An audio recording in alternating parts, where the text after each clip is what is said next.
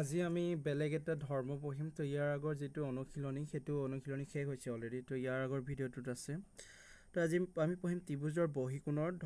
বহিকোণৰ যিটো ধৰ্ম আছে তাৰ ধৰ্ম 1 দিছে কিতাপত ত্ৰিভুজৰ এটা কোণৰ বহিকোণ ইয়াৰ বিপৰীত অন্তকোণ দুটাৰ সমষ্টি সমান তো যদি আমাক এটা ত্ৰিভুজ দিয়া থাকে আৰু সেই ত্ৰিভুজটো যদি আমি এটা বহিকোণ তাৰ আগতে আমি জানি লওঁ বহিকোণ হয় কি তো এইটো যদি এটা আমাৰ ত্ৰিভুজ হয় ইয়াৰ আমি নাম দিলোঁ ABC তো যদি ইয়াৰ আমি যিকোনো এটা বাহু এনেকৈ বহাই দিওঁ তো এইফালৰ যিটো কোণ হ'ব ত্ৰিভুজটোৰ বাহিৰত আহি গ'ল ন সেই কোণটোকে আমি ক'ম বহিকোণ এতিয়া আমাৰ ধৰ্ম 1ত কৈছে যে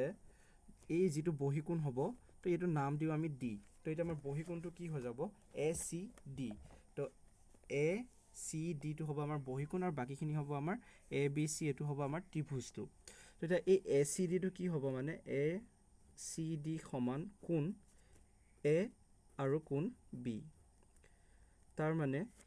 এই বহিকোণটোৰ বিপৰীত কোণটো কি হ'ব A আৰু B তো ইহঁতৰ যোগফল সদায় কাৰ সমান হ'ব এই বহিকোণটোৰ সমান হ'ব যদিহে আমাক এটোত 120 দিয়া থাকে বহিকোণটোৰ মান 120 হয় তেতিয়া হলে কি হ'ব ইয়াত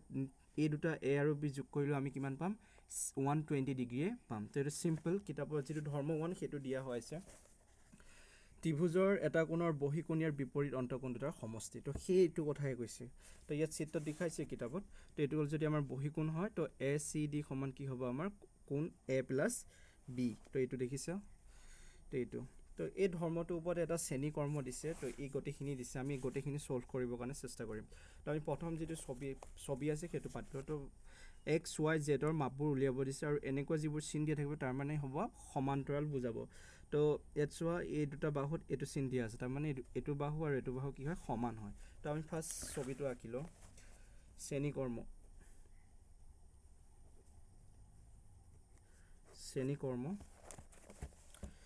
কৰ্ম একটো তো যদি আমি ইয়াৰ যিটো ফিগাৰ আছে ফিগাৰটো আঁকিলো এটো আমাৰ দিছে x এটো দিছে y আৰু এটো দিছে আমাক 50 ডিগ্ৰী গতিকে এতিয়া আমি এটোৰ পৰা যদি উলিয়াবলৈ যাওঁ যেহেতু এই দুটা কি হয় আছে দুটা বাহু সমান তো আমি আগৰ ভিডিঅ'ত পঢ়িছিলো যে যদিহে এটা ত্ৰিভুজৰ দুটা বাহু সমান হয় তেতিয়া হলে সেই ত্ৰিভুজটি কি কয় সমমিতিবাহু ত্ৰিভুজ আৰু সেই সমমিতিবাহু ত্ৰিভুজটোৰ সমান বাহু দুটাৰ বিপৰীত কোণ দুটা সদায় সমান হয় তো ইয়াত সমান বাহু দুটা কোণ দুটা এটো আৰু এটো তো ইয়াৰ বিপৰীত কোণটো দুটা কি হ'ব এটো আৰু এটো গতিকে এটো যদি 50 ডিগ্ৰী হয় এটো কি হ'ব আমাৰ 50 ডিগ্ৰী হ'ব তো এটো আমি কি লিখিব পাৰো 50 ডিগ্ৰী লিখিব পাৰো গতিকে আমি এটো অলৰেডি পাই গ'লো কিমান 50 ডিগ্ৰী গতিকে এইখিনি আমাৰ বাবে হ'ব 50 ডিগ্ৰী যদি এইখিনি আমাৰ বাবে 50 ডিগ্ৰী হয় তো এইখিনি আমাৰ কিমান হ'ব 130 ডিগ্ৰী কিহৰ কাৰণে এটো এটা কি হয় আমাৰ সৰল কোণ হয় তো সৰল কোণৰ দুইটা যোগফল কিমান হয় সদায় 180 তো এটো যদি 50 হয় এটো হ'ব আমাৰ 130 গতিকে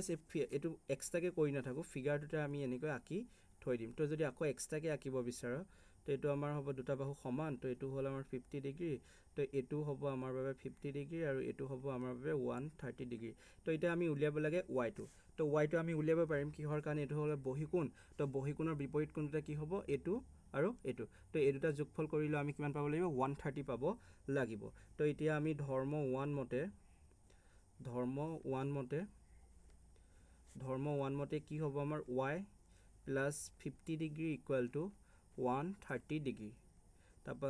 50 টো যদি আমি ইফাললৈ লৈ আহোঁ তেতিয়া হলে কি হ'ব আমাৰ 80 ডিগ্ৰী হৈছে তাৰ মানে y আহিব আমাৰ 80 ডিগ্ৰী আৰু x আহিব আমাৰ 130 ডিগ্ৰী তো হেতুৱে আছিল তাৰ পিছত 2 নম্বৰটো বিত এটা সমকোণ ত্ৰিভুজ দিয়া হৈ আছে আমাক এইখিনি আমাক দিছে 140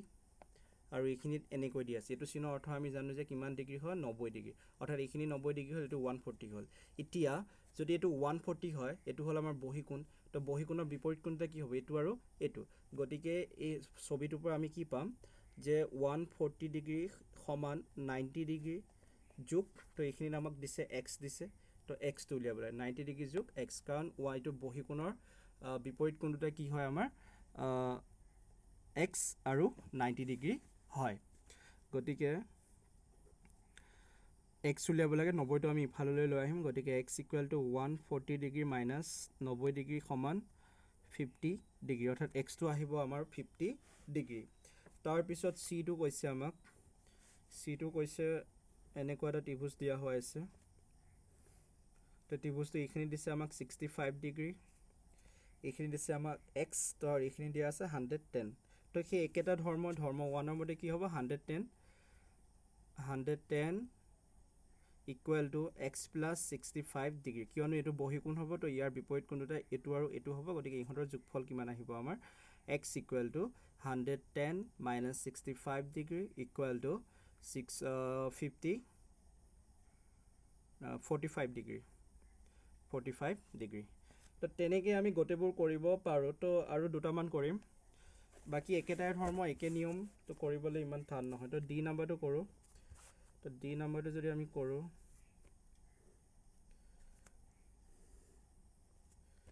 তো এইটো হ'ল আমাৰ 130 ডিগ্ৰী এইটো দিছে আমাক 120 ডিগ্ৰী তো এতিয়া উলিয়াব লাগে আমাৰ জেড কিমান হ'ব তো আমি কি কৰিম এইটোৰ পৰা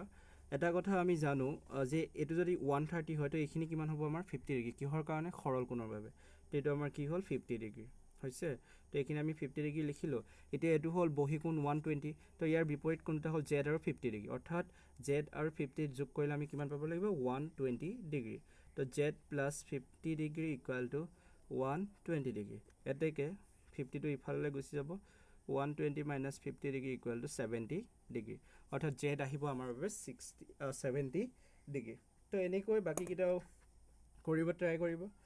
আৰু কিবা থাকিলে কমেণ্ট কৰি জনাবা